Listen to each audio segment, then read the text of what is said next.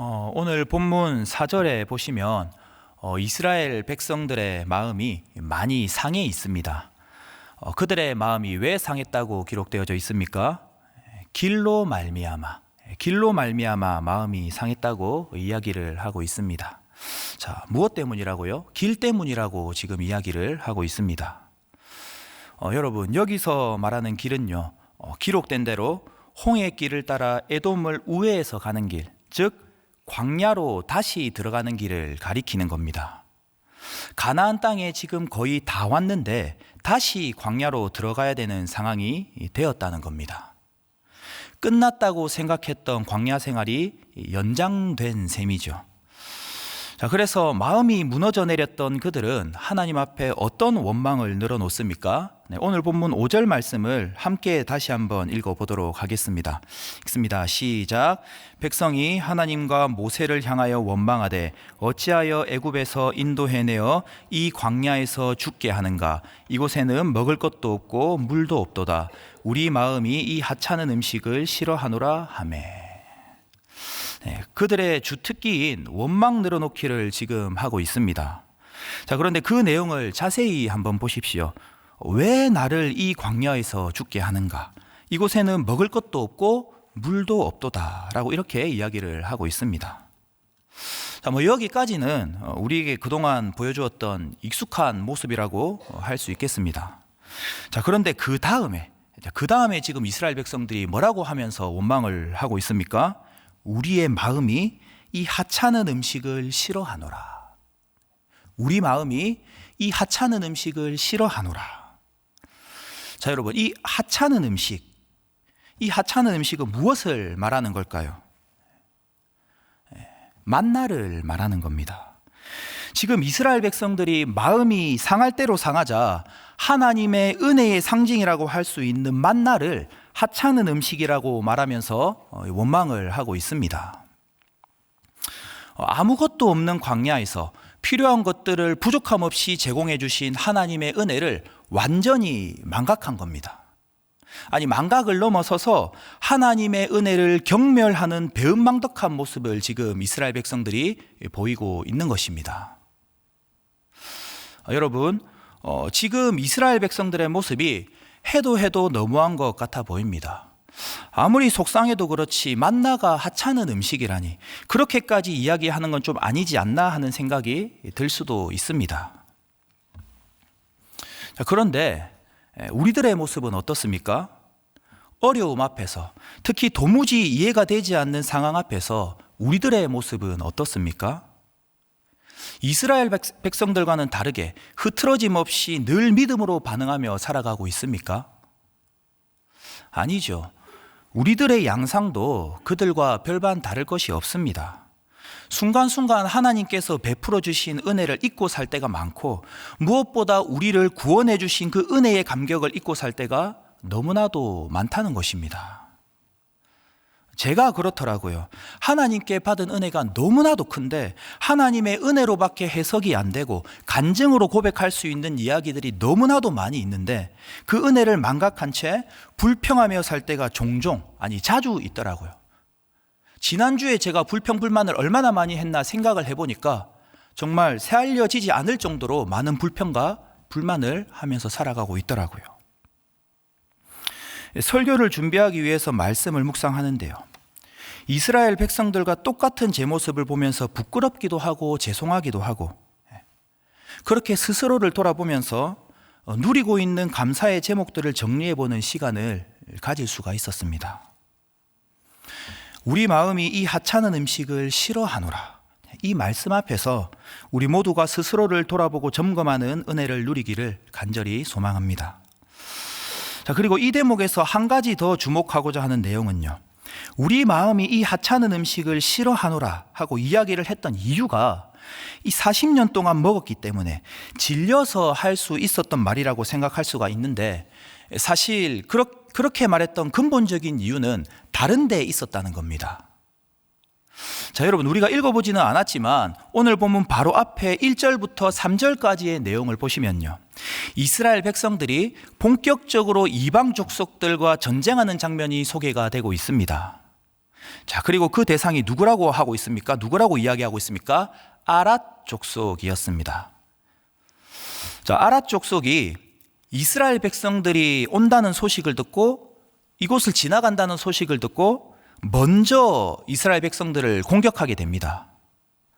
자, 그런데 이스라엘 백성들이 하나님께 서원함으로 아랏과의 전쟁에서 결국에는 승리를 하게 되죠. 자, 민수기 21장 서두의 내용입니다. 자, 그런데 우리가 여기서 주목하고자 하는 것은요, 이스라엘 백성들이 우리 마음이 이 하찮은 음식을 싫어하노라, 그러니까 만나는 진절머리나 라고 말했던 이 근본적인 이유가 여기에 있다는 겁니다. 자, 이게 무슨 말입니까? 자, 이스라엘이 아랏과 전쟁을 합니다. 자, 그리고 승리합니다. 자, 그런데 하나님께서 사울 왕이나 여호수아 때처럼 빼앗은 것을 하나님께 바치거나 진멸하라는 기록이 없습니다. 자, 그러니까 전쟁에서 얻은 탈취물을 그들이 온전히 누리게 되었다는 거죠. 자, 그리고 그로 인해서 조금 속된 표현이기는 하지만 입맛을 버리게 된 겁니다. 자, 애기들이 인스턴트 음식을 맛보는 순간에 몸에 좋은 음식은 먹지 않으려고 하고 몸에 안 좋은 것만 찾는 것과 같은 거죠. 자, 그래서 지금 이스라엘 백성들이 우리 마음이 이 하찮은 음식을 싫어하노라 하고 이야기를 하고 있다는 겁니다. 여러분, 우리는 이 대목에서 무엇을 깨달을 수가 있습니까?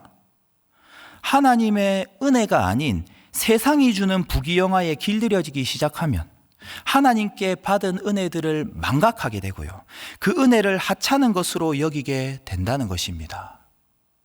네, 다시 한 번 더요. 하나님의 은혜가 아닌 세상이 주는 부귀영화에 우리가 길들여지게 되면은요, 하나님께 받은 은혜들을 망각하게 되고 그 은혜를 하찮은 것으로 여기게 된다는 겁니다. 세상을 가까이 하면 가까이 할수록 하나님과는 멀어진다는 거예요. 자, 이 내용을 기억하면서 세상이 주는 것들로부터 길들여지기보다 그것들을 경계할 수 있는 영적 성숙함이 저와 여러분들 가운데에 있기를 간절히 소망합니다. 자, 그리고 그렇게 원망을 늘어놓은 이스라엘 백성들을 하나님께서 심판하시는 장면이 이제 소개가 되고 있습니다. 자, 우리가 잘 알고 있는 불뱀 사건이죠. 자, 하나님께서 배은망덕한 이스라엘 백성들에게 불뱀을 보내서 물게 하시고요, 그로 인해 이스라엘 백성들 중에 죽는 자가 많이 생기게 됩니다. 자, 그런데 여기서 등장하는 불뱀은요, 이 문자적으로 볼 때 불붙은 뱀이라고 하는 뜻을 가지고 있습니다. 자, 이 뱀은 이스라엘 광야 지역에 서식하던 독사 가운데의 한 종류였습니다. 자, 이 불뱀이라고 하는 단어 앞에 히브리어 정관사 하, 그러니까 영어로는 더라고 하는 단어가 붙거든요. 그러니까 그 불뱀, 그러니까 당시 사람들에게 잘 알려져 있었던 뱀이었다라고 지금 원어에서는 우리에게 이야기를 해주고 있습니다. 자, 그렇다면 처음 보는 뱀도 아니고 사람들이 익히 잘 알고 있었던 이 뱀이 하늘에서 막 쏟아졌겠습니까?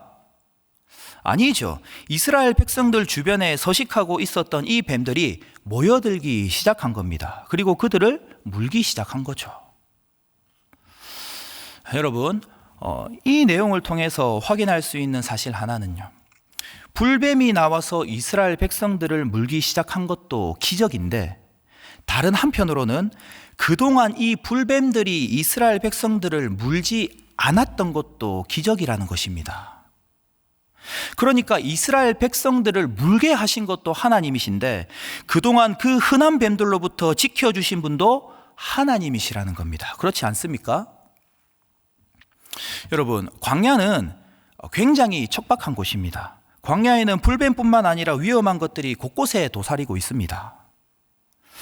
그래서 광야 생활 동안 구름 기둥과 불 기둥으로 인도하시고 만나를 주시고 옷이 헤어지지 않게 하시고 발이 부르트지 않게 하신 것도 은혜이지만 이런 위험한 주변 환경으로부터 지켜주신 것도 하나님의 은혜였다는 겁니다. 자, 그러니까 불뱀이 나타나서 이스라엘 백성들을 물었을 때에 하나님의 심판이 임했다라고만 생각할 수가 있는데요, 다른 한편으로는 그동안 이스라엘 백성들이 보이지 않는 하나님의 은혜의 손길 속에서 살아가고 있었다는 것을 확인할 수가 있다는 것입니다. 사랑하는 여러분, 저와 여러분들의 삶에서도 마찬가지입니다. 우리에게 보여지고 느껴지는 은혜들도 분명히 있지만 삶의 여러 가지 우여곡절 속에서 결국 여기까지 올 수 있었던 것도 하나님의 보이지 않는 하나님의 은혜였다는 거예요. 보이지 않는 하나님의 은혜의 손길로 인해서 그 은혜에 힘입어서 우리가 지금 이 자리까지 나아올 수 있게 되었다는 겁니다. 자, 그렇게 생각해 볼 때에 결국에는 은혜가 아닌 것이 없습니다. 한 찬양의 가사처럼 우리가 살아 숨쉬는 모든 순간이 하나님의 은혜인 것입니다.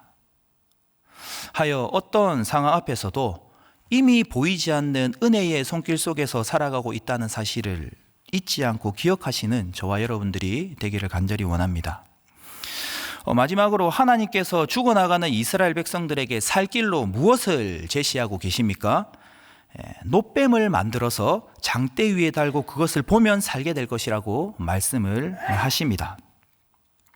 자, 그리고 실제로 놋뱀을 바라본 사람들은 살게 되죠. 자, 여러분, 오늘 이 대목에서 말씀의 결론을 맺고자 하는데요. 하나님께서 죽어가는 이스라엘 백성들에게 무엇을 요구하셨냐 하는 겁니다. 자, 무엇을 요구하셨죠? 하나님께서 이스라엘 백성들에게 순종을 요구하셨습니다. 놋뱀을 바라보라는 순종을 요구하셨습니다.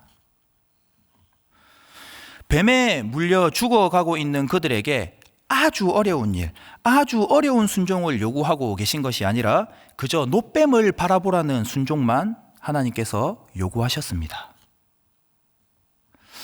사랑하는 여러분, 마찬가지로 하나님께서는 우리에게도 순종을 요구하십니다.